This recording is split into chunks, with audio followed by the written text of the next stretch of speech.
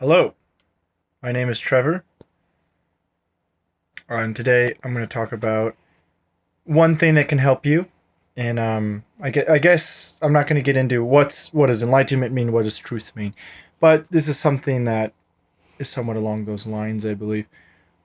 Individuals like Jordan Peterson have talked on this as well. Basically, one of the really good things you can do is humble yourself. So there's kind of like two main ways to say this. So Jordan Peterson has said it this way, but the one way it's more religiously connotated, especially like Christianity, it's humble yourself before God. So that's the first way. The second way is humble yourself before existence.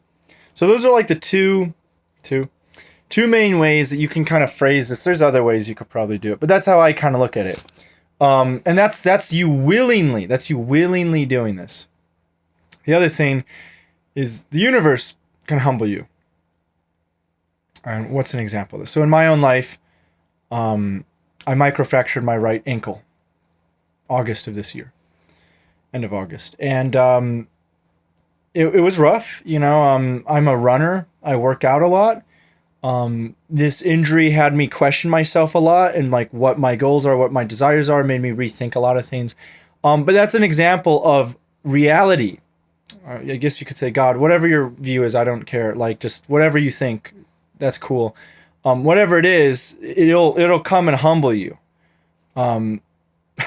So, yeah. So and this is just an example of like, obviously I wasn't intending to get the microfracture. This could be worse. This could be someone you care about dies. Someone attacks you. Someone mugs you. You break your leg, you break your arm. Those things, they're somewhat avoidable. Like in my case, I could have avoided it, taken actions to avoid it. But in a lot of these cases, and this is where I'm going to connect, one way you can humble yourself is it's connected to letting go. So there's this great guy called David Hawkins. He wrote this book called Letting Go.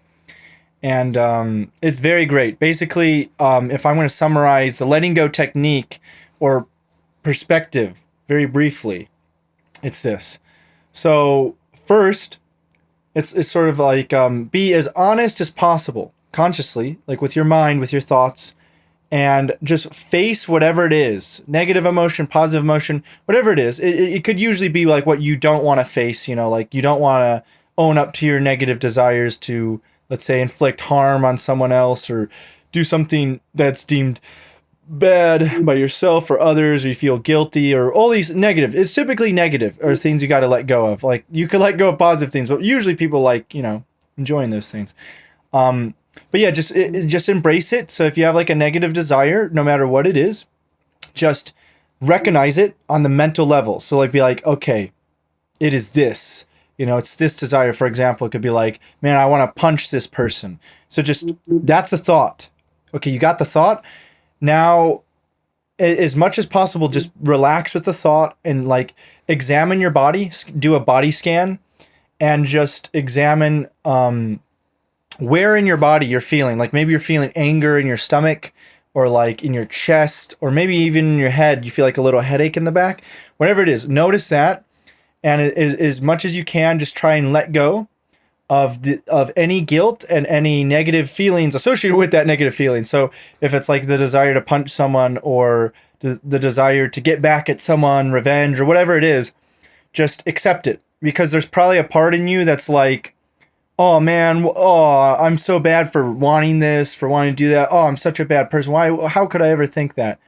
Get rid of that too. So just recognize any of those like secondary negative feelings or reactions that can come from the first, you could say, root thing.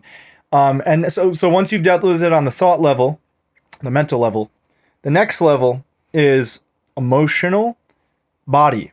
So you feel where the emotions are present in your body as bodily sensations. So like I said, you feel a headache, you feel a stomach ache, you feel a tightening of your chest, whatever it is, and just sort of relax and like deep breaths in, deep breaths out. If you want, Hawkins recommend, like there's a method where basically it's meditation. You like close your eyes and you just really focus on letting go for 5, 10, 15 minutes or more if you want. I haven't really done that method. I've done it a few times over the past month or so, and it's been effective.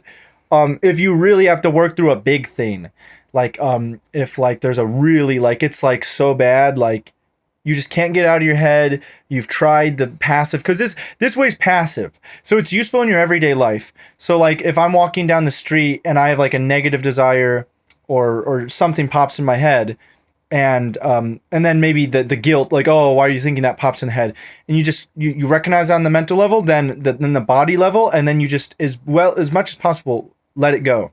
And see, there's no easy way to say, well, what does letting go mean? How should I do it? In a sense, you just do it. You got to figure it out yourself in that way of like how to do it. It's sort of like accepting, though, that no matter what happens, it's okay. No matter what desires you have, that's okay. Because you can even think about it this way. Even if you have all these desires, that doesn't mean you're going to act on them. And in fact, it's almost paradoxical. By accepting them, by saying, oh, well, I have this desire, there's nothing wrong with that. Even if it's kind of a wrong, what society and most people would say is a wrong thing, like punching someone, or, trying to get revenge on someone, is typically deemed as a morally bad thing. Even so, the irony is that if you accept it as being, that's fine, that it dissolves, and then there won't even be that thought or desire. It'll just go away. So by accepting that it's okay, sort of, even if it happens, even if you punch them, then the desire to even punch them will go away. It's paradoxical, but I've meditated on and off somewhat more frequently the past few months, but for a few years of my life, and a lot of techniques like breath focus and other things, they get into this. They get into the dissolving, the letting go of thoughts. So you don't have to.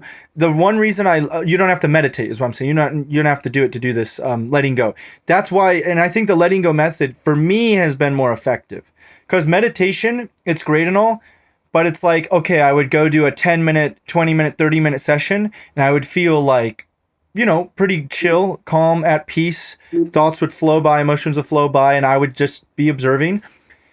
That's great and all, but once you ended it, yeah, the positive neutrality effects continued for a bit, but then once I got into the day-to-day, I would lose that state. The letting go technique is so nice because it's a perspective shift. It's sort of like the humbling yourself. But yeah, so I think these things are really important in helping yourself to get closer to, I guess, enlightenment, truth, whatever your goal is. I mean, it'll definitely help you become better as an individual. Was there anything else? Yeah, so at least for me, one insight I got from the injury and sort of being humbled was for realizing that, like, at least for myself, I've always equated, it made me rethink, why am I running? Why do I work out? Why do I have these workout goals? And for the long time I equated, it was this mantra I had actually. It was, I want strength so that I can obtain wisdom, that I can get wisdom. And I had this idea that you need strength to get wisdom. And that's not exactly true, because I was viewing strength as like physical power, like muscle power. That's not necessarily true. In this injury, right, like, it was hard for me to go to the bathroom. I had to limp, I had to hop, I had crutches, and it was rough. Like, it takes me 10 seconds to go to my bathroom now. It took me like a minute or two every time. So just doing little things, like in the morning, it normally takes me 20, 30 minutes to get ready for work. It would take me an hour or more. So just like these little things, it really helps you appreciate, like, when you are humbled. So it's almost like, but that's the cool thing, is you can humble yourself right now. Like, how you have to do it specifically, that's up to you to figure out. I think first is just letting go, and then you can just see the vastness, the insanity, the beauty of everything. There's just so much potential. It's really mind-boggling. And yeah, I think the first step to doing that is humbling yourself. So get rid of any arrogance, any confidence. Well, not confidence, but just keep it. I guess one way of saying it is keep an open mind. But this is like one way to, I guess, accomplish that. So I hope this video is of use to you. I think I might do more of these. Yeah, let me know in the comments what you think. And yeah, have an excellent day.